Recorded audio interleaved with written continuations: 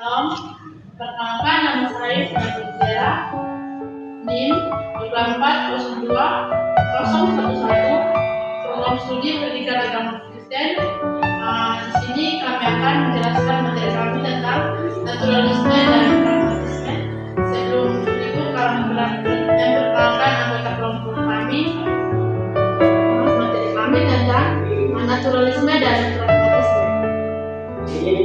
Di dalam pendidikan, filsafat pendidikan adalah refleksi mendalam tentang tujuan, proses, dan hasil dari pendidikan. Dan juga dua aliran besar dalam filsafat pendidikan yang sering dibahas dalam naturalisme dan pragmatisme. Masing-masing aliran ini dibahas sering menawarkan pandangan yang berbeda mengenai hakikat manusia, alam, dan tujuan pendidikan. Berdasarkan perkembangan sejarah filsafat, penting kita ketahui bahwa yang paling mudah namun sangat penting juga bagi kita bahwa naturalisme dan pragmatisme itu dipandang sebagai aliran filsafat empiris dan juga berpendapat bahwa manusia dapat mengetahui apa yang manusia alami. Dan juga filsafat naturalisme juga mempunyai beberapa pengertian, yaitu dari segi bahasa naturalisme berasal dari dua kata, natura artinya alami dan isme artinya paham. Jadi natura artinya alam atau yang dibawa sejak lahir. Dan juga aliran naturalisme, setiap manusia yang terlahir di bumi ini pada dasarnya memiliki kecenderungan atau pembawaan yang baik, dan tak ada seorang pun lahir dengan bawaan yang buruk. Dan juga naturalisme merupakan teori yang menerima nature atau alam sebagian untuk keseluruhan realitas. Dan juga istilah nature telah dipakai dalam filsafat dengan bermacam-macam arti, mulai dari dunia fisik yang dapat kita lihat sampai kepada sistem total dari fenomena ruang dan waktu. Juga nature adalah dunia yang diungkapkan pada kita oleh sains alam. Yang kedua juga ada pun pragmatisme. Pragmatisme juga berasal dari dua kata pragma dan isme. Pragma berasal dari bahasa Yunani, berarti tindakan atau tujuan. Sedangkan pengertian isme sama juga dengan isme yang merujuk pada cara berpikir atau suatu aliran berpikir. Dengan demikian, filsafat pragmatisme dianggap bahwa pikiran itu mengikuti tindakan. Dan juga ada beberapa tokoh aliran naturalisme dan pragmatisme tentang pendidikan. Yang pertama itu tokoh aliran naturalisme tentang pendidikan yang dibahas oleh John Amos pada tahun 1592 sampai 1670. Menurut John Amos itu pemikiran filsafat pendidikan naturalisme dilapangkan pendidikan itu bagaimana pentingnya pendidikan itu sesuai dengan perkembangan alam. Dan juga manusia diciptakan ditempat di atas semua makhluk karena mempunyai kemampuan berpikir serta pandangan terhadap alam. Dan juga naturalisme melihat alam sebagai satu-satunya realitas dan sumber utama pendidikan. Dan juga ada pun tujuan pendidikan dalam naturalisme. Tujuan pendidikan adalah mengembangkan potensi alam individu dan juga metode pengajaran.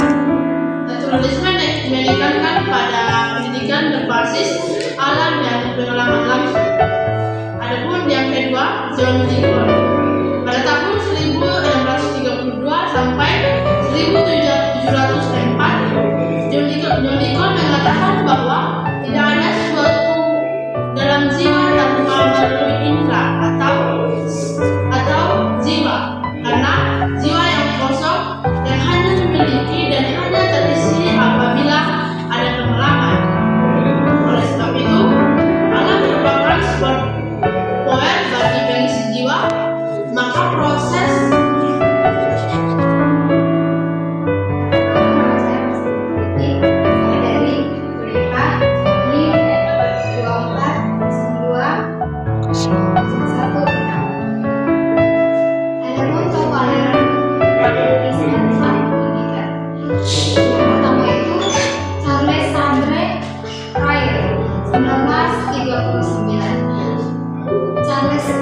Charles berpendapat bahwa apapun yang berpengaruh bila dikatakan praktis di beberapa waktu yang lain. Ia juga mengutarakan bahwa praktisme bukanlah sebuah filsafat, bukan teori kebenaran, dan bukan metafisika, melainkan adalah suatu cara untuk manusia dalam memecahkan masalah.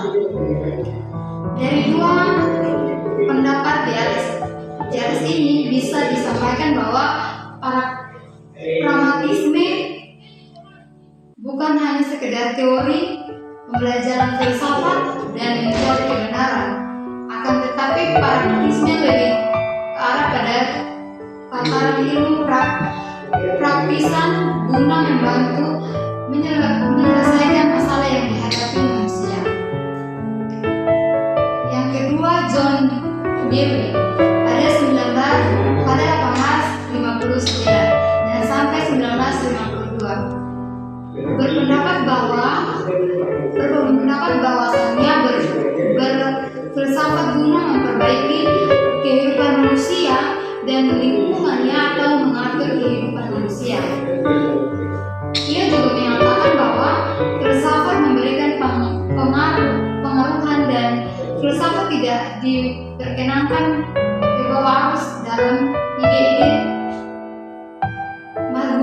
metafisis yang tidak praktis, dan juga menekankan pentingnya pendidikan sebagai proses sosial yang dinamis